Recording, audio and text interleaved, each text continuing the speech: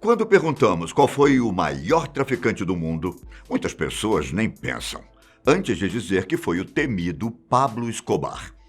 De fato, Escobar fez fugas surpreendentes, esteve na lista dos mais ricos, tinha uma reputação de criminoso mais procurado do mundo e era muito talentoso para enganar as autoridades. Todas essas características fizeram Pablo Escobar ser famoso, mas elas também poderiam descrever a vida de El Chapo, considerado por muitos um traficante mais poderoso que Escobar. Atualmente, El Chapo está em uma das prisões mais seguras do mundo. Você consegue imaginar como é estar em um presídio como esse? Meu nome é Ivan Lima e hoje eu conto como é a rotina de El Chapo na prisão. Joaquim Artivaldo Guzmán Loera, mais conhecido como El Chapo, é um dos homens mais perigosos do mundo. Eu poderia ficar esse vídeo inteiro falando apenas das crueldades que ele já cometeu. E ele não está em uma prisão de segurança máxima à toa. Em 1993, depois que a polícia da Guatemala o prendeu e o deportou para o México, El Chapo foi condenado a nada mais, nada menos que 20 anos de prisão. Lembrando que isso era em 1993, quando ele não tinha cometido tantos crimes como cometeu nos anos seguintes. Porém, assim como Pablo Escobar, ficar preso não mudava em nada. Ele continuou liderando o cartel, fazendo subornos que garantiam uma vida de luxo. Ele ficou preso durante muitos anos, mas no dia 19 de janeiro de 2001, El Chapo fez uma fuga digna de filme. Ele conseguiu escapar da prisão de segurança máxima de Puente Grande, segundo contam, dentro de um cesto de roupa suja. Outras pessoas dizem que ele conseguiu escapar usando um uniforme de polícia, depois que um guarda facilitou a fuga. Mais de 70 funcionários, incluindo o diretor da prisão, foram detidos por terem ajudado na fuga do criminoso. Quando um traficante consegue corromper todo o sistema de uma prisão, passamos a acreditar que é impossível fazer justiça no mundo. Durante os 13 anos que El Chapo esteve em liberdade, ele reconstruiu seu império. Apesar de uma recompensa de $5 milhões por informações que pudessem levar à sua prisão, ele continuou agindo no tráfico. Seu patrimônio era tão grande que, em 2009, a revista Forbes o colocou na lista dos homens mais ricos do mundo. Em 2012, sua fortuna era estimada em $1 bilhão. No ano de 2013, a Comissão do Crime de Chicago passou a considerar o traficante como seu inimigo público número 1. O primeiro criminoso a ter esse título depois do famoso mafioso Al Capone. As procuras e investigações incansáveis das autoridades levaram à segunda prisão de El Chapo, em fevereiro de 2014, enquanto ele estava em um hotel em Mazatlán, uma cidade no litoral do Pacífico. A prisão foi resultado de esforços da polícia mexicana e norte-americana. Na época, o presidente mexicano Enrique Peña Nieto se recusou a colocar o criminoso sob custódia dos Estados Unidos, pois era vergonhoso o fato do governo mexicano não conseguir evitar sua fuga. Mas então, dessa vez El Chapo estava definitivamente preso e sem chances de conseguir fazer uma fuga? As coisas não são bem assim quando estamos falando de um dos criminosos mais cruéis e poderosos do mundo. Apesar das autoridades do México dizerem que não havia a menor possibilidade do traficante fugir, em julho de 2015, ele conseguiu o feito. Ele fugiu da prisão de segurança máxima de Altiplano, a 90 quilômetros da cidade do México, por meio de um túnel subterrâneo, de 1,5 km de extensão.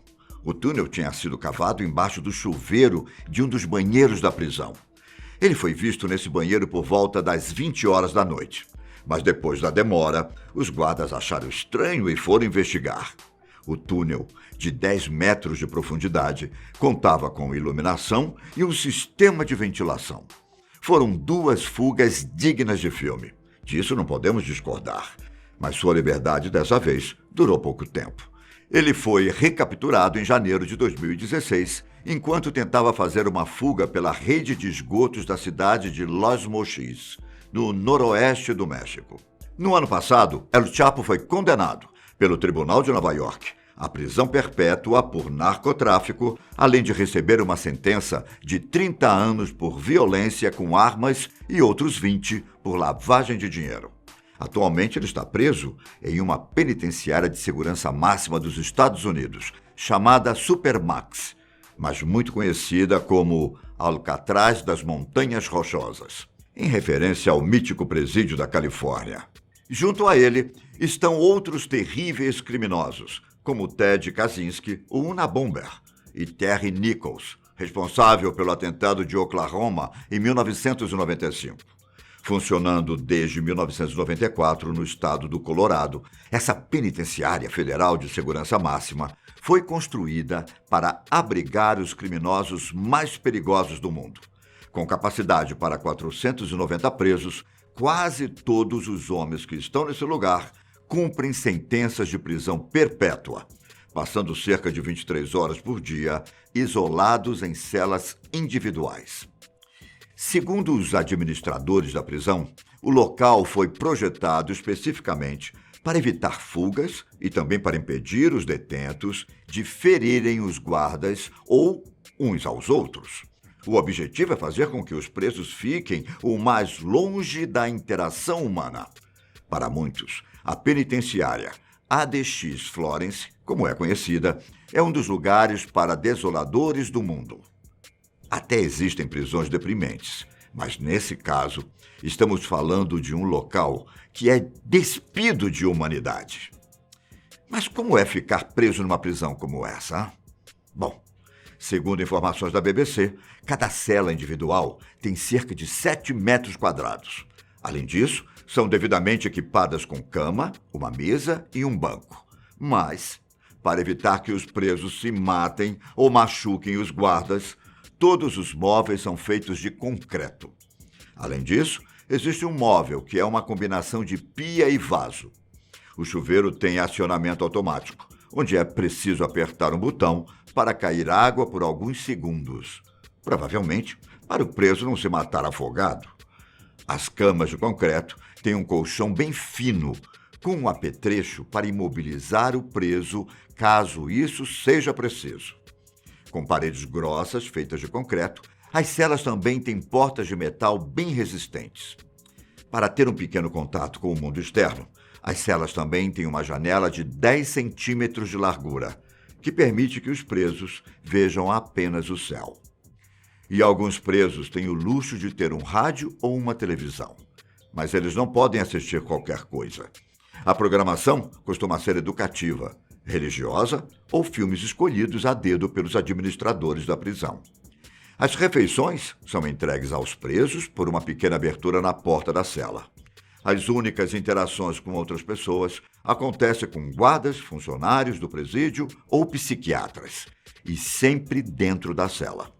Eles têm permissão para sair apenas quando precisam de um tratamento médico, visitação e recreação. Geralmente, a recreação tem 1 ou 2 horas por dia, mas apenas dias de semana. Nas raras vezes que eles têm interação, os presos são levados para o teto da prisão, um lugar com paredes de concreto e aberturas com grades. É permitido que apenas 5 presos fiquem no local. Eles podem conversar, olhar uns para os outros e tocar as pontas dos dedos, mas o contato se limita a isso. Mas, para os criminosos mais perigosos, como é o caso de El Chapo, a recreação acontece em uma área separada, com uma vista para o céu, mas sem contato com outros presos. Quando eles recebem visitas, é permanentemente proibido o contato físico, até porque visitante e presidiário ficam separados por uma espessa camada de vidro e conversam por um telefone. Às vezes a vida, ou melhor, a justiça, nos cobra caro pelas nossas atitudes, não é? Apesar dos nomes que eu citei no começo do vídeo e de vários outros bandidos que estão presos no local, muitos detentos estão nessa prisão por motivos curiosos. Segundo um relatório divulgado em 2018, cerca de 90% dos presos nessa época haviam sido transferidos por terem tido problemas de comportamento em outras prisões, muitas vezes incluindo até tentativas de fuga ou ataques contra outras pessoas. Muitos detentos têm doenças mentais e, segundo os defensores dos direitos humanos, ficar isolado em uma cela sem contato com outros humanos faz com que as doenças mentais se agravem ainda mais. Especialistas afirmam que, depois de 2 semanas em isolamento, a mente humana muda consideravelmente, deixando ainda mais complicado a interação com outras pessoas. O fato é que, desde a estrutura física, na maneira como as celas foram projetadas e no tratamento dos presos, tudo foi planejado para que eles não consigam, de forma alguma, ter contato com outras pessoas e com o mundo exterior. Isso ajuda a evitar que eles planejem uma fuga. Para outros, esse tipo de tratamento é o jeito mais fácil de destruir a mente de uma pessoa. Realmente, a vida do crime não compensa.